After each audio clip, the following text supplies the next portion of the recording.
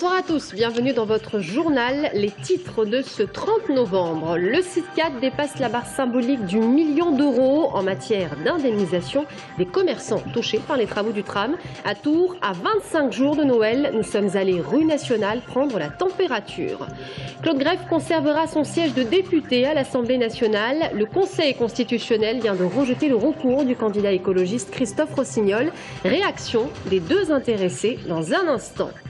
25 ans après, le sida contamine encore 7000 Français par an. La région centre soigne 2000 cas. Demain, le 20e Forum Santé et VIH à Tours rappelle la priorité, sensibiliser et dépister.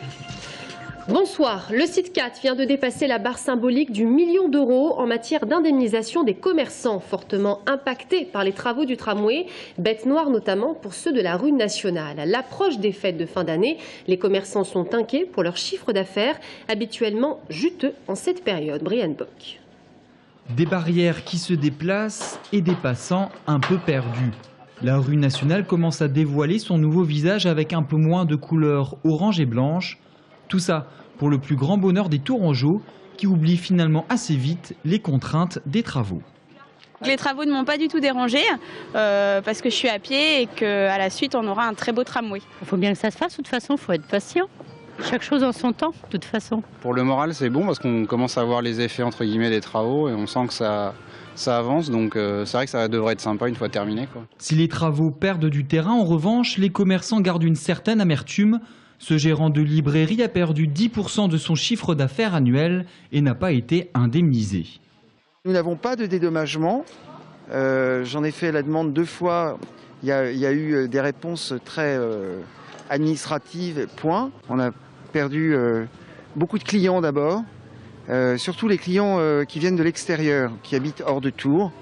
Parce qu'il y a une sorte de rumeur qui s'est répandue. On ne peut plus rentrer dans Tours. Le pont Wilson est fermé. Patience, ce fameux pont Wilson réouvrira aux voitures à la fin du mois de mars prochain. Quant à la rue Nationale, elle dévoilera son nouveau visage avant les fêtes, sans aucune barrière, le 14 décembre prochain. Le Conseil constitutionnel rejette le compte de campagne de Maurice Leroy, mais valide son élection aux dernières échéances législatives. Je vous rappelle que Jean-Yves Narquin, candidat concurrent et Ticné Front National, avait saisi le Conseil constitutionnel pour annuler l'élection de député Nouveau Centre Maurice Leroy dans la 3e circonscription du Loir-et-Cher. Le Conseil constitutionnel a jugé que l'écart de voix avec la candidate PS, Karine Gloannec-Morin, était trop important pour prononcer son inéligibilité. Et puis en Indre-et-Loire, le Conseil constitutionnel vient de rejeter le recours du candidat écologiste Christophe Rossignol sur les conditions de campagne de Claude Greff, qui reste donc député UMP sur la 2e circonscription d'Amboise. Réaction à cette délibération ce soir des deux intéressés, Aurélie Renaud et Florent Carrière. Le Conseil constitutionnel a tranché, rien pour invalider le scrutin sur la 2e circonscription d'Indre-et-Loire. Pour le Conseil des sages, Claude Greff n'aura pas bénéficié de sa qualité de secrétaire d'État à la famille pour mener campagne dans sa circonscription. Ses déplacements de ministre en Touraine ont certes été relatés dans la presse locale, mais jamais il n'aurait été fait référence à sa candidature à la députation. Ce n'est jamais agréable de s'entendre dire que votre honnêteté est mise à mal, mais pour autant, tout a été rejeté.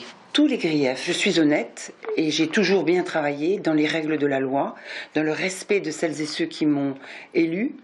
Et voilà, je veux véritablement qu'aujourd'hui, on ait une autre image de la politique. C'est le candidat Europe Écologie Les Verts, soutenu par le PS, qui avait saisi le Conseil constitutionnel. Pour Christophe Rossignol, Claude Greff s'était servi de sa fonction ministérielle pour se rendre à diverses manifestations locales, inaugurations, entre autres. Autre motif pour justifier la requête du candidat vert, des affichages irréguliers, mais aussi la diffusion de tracts infamants la veille du scrutin. Des tracts impossibles à relier à l'équipe de Claude Greff. Quant aux affichages irréguliers, aucune preuve n'a été apportée au dossier. Le Conseil constitutionnel a rejeté tous les recours.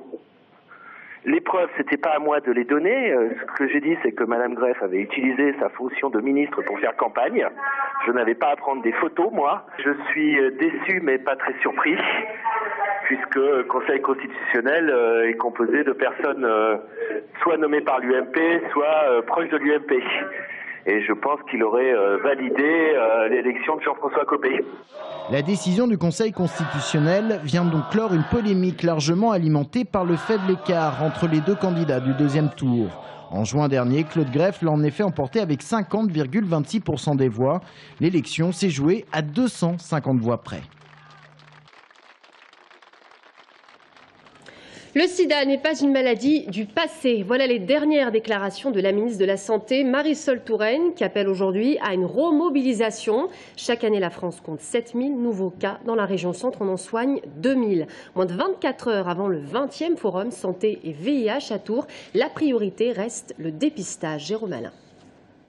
En France, on compte encore 7000 nouveaux cas par an. Le chiffre fait peur. Mais pour les acteurs d'AID 37, cette réalité peut être endiguée si les personnes aux pratiques sexuelles débridées et surtout non protégées sont dépistées fréquemment. C'est une des priorités actuelles du réseau AIDS. Sur les 9 premiers mois de l'année en France, 12 500 tests rapides comme ceux-là ont été menés. 272 à Tours. 2 se sont révélés positifs. On propose de dépister là où les gens sont, c'est-à-dire qu'on va dans la rue, on va dans les bars, dans les boîtes, on va à la rencontre des personnes. Et c'est comme ça qu'on espère rencontrer ces 50 000 personnes séropositives qui ignorent leur séropositivité. En 30 ans, les recherches médicales ont progressé, la trithérapie a modifié le quotidien des séropositifs. Jean-François Dailloux est le fondateur du forum de ce week-end et pour lui aussi, le dépistage est une nécessité absolue. On stigmatise toujours les séropositifs en disant ils ont ceci, ils ont cela, ils ont des traitements, ils ont fait ceci, ils ont fait cela. Et tous ceux qui ne connaissent pas leur statut sérologique, qui ne connaissent pas et qui sont peut-être séropositifs, et c'est ceux-là qui vont contaminer. Parce qu'une personne qui est séropositive, qui sera traitée, bien conduite avec un traitement bien conduit, suivi par un médecin, ne contaminera pas son partenaire ou sa partenaire. Selon le rapport d'activité du Corévi, la coordination des réseaux VIH, près de 700 séropositifs sont suivis à Tours et une centaine à Blois. L'année dernière, 153 nouveaux malades ont été accompagnés en région centre. Les nouveaux cas de sérologie positive touchent 40% d'homosexuels et 60% d'hétérosexuels et en grande majorité des plus de 30 ans. Un tiers des tests rapides qui ont concerné exactement 12 695 personnes au niveau national ont été des premiers dépistages. Et sachez que demain, des tests de dépistage gratuits, rapides et confidentiels seront proposés à la fac des tanneurs de 10h à 13h et l'après-midi de 14h à 17h. Et puis j'ajoute que AID 37 aussi fait des dépistages dans son local au 6 avenue de la Tranchée à Tours. Les filles jouent à la poupée, les garçons aux automobiles. Les stéréotypes imposés dès l'enfance sont-ils responsables du sexisme en France? Aujourd'hui, Nadja Vallaud-Belkacem, ministre des droits des femmes, s'attaque au sexisme ordinaire. À Tours, le réseau Égalité 37 se bat, lui, depuis 2010 pour améliorer l'égalité homme-femme au travail. Anaïs Michaud. À poste et ancienneté équivalent, une femme gagne en moyenne en Indre-et-Loire 10% de moins qu'un homme. Un écart qui ne reflète donc rien d'autre qu'une différence de sexe avec tous les stéréotypes qu'elle induit.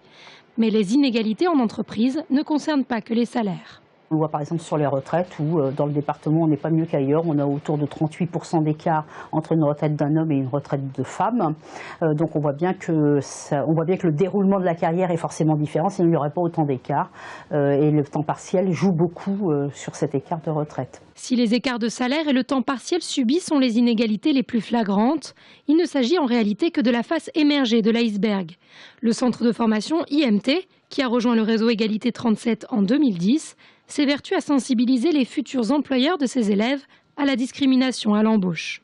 Nous devons parfois rétablir des éléments d'accès et d'égalité à l'emploi auprès de certains industriels qui, sans vouloir, discriminer avec une intention, discriminent de façon indirecte en arguant du fait que la force musculaire d'un garçon est plus importante que celle d'une fille.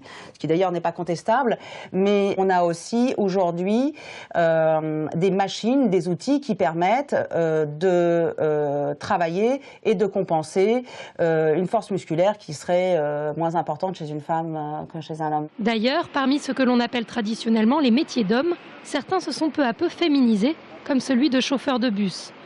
Une évolution positive en termes d'égalité homme-femme, mais pas seulement. On voit que l'arrivée des femmes dans des métiers d'hommes, en fait, amène une facilité au métier d'homme.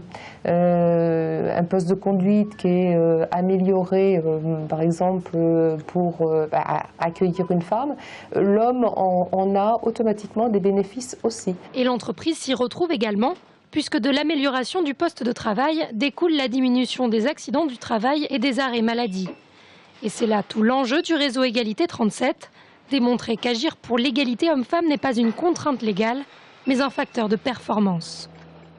Le Centre des Monuments Nationaux investit 1 870 000 € dans le château d'Azel-Rideau, un château dont le jardin est classé monument historique depuis 1905.